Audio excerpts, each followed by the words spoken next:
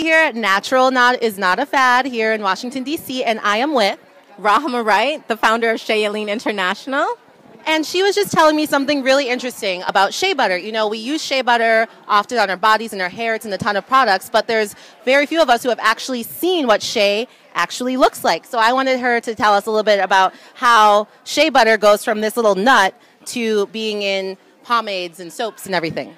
Sure, yeah. Well, I didn't really know much about shea butter until I volunteered as a Peace Corps volunteer in Mali, West Africa. And one of the things that I learned is that shea production is primarily a woman's business in a lot of African countries. And what they do is every season they go out to the forest and they collect shea fruit. And inside of the shea fruit is a nut. And contained in that nut is a seed. And essentially what shea butter is the oil that is extracted from the seed. What the women do is they take the seed, they then crush it into a very granular, what's the best way of saying this? They basically crush it and it becomes granular.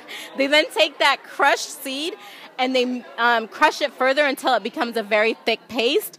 That thick paste is mixed with hot and cold water. And what happens when you mix water and oil? A natural separation happens. They then take that separated oil and heat it. The heating allows for purification of the oil and all further separates the oil from the grains. They then take that oil and they strain it. After they strain it, they let it sit.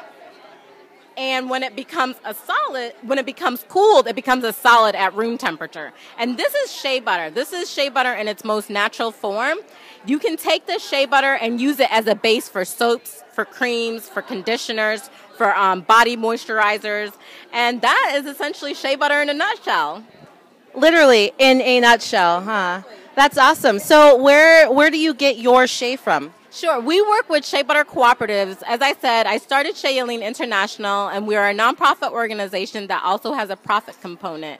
And what we do, our mission is to help women shea producers bring high-quality shea products to market as a way to support their ability to send their children to school, buy food, buy medicine. And we source our shea butter from Ghana right now, but we also work with women in Mali.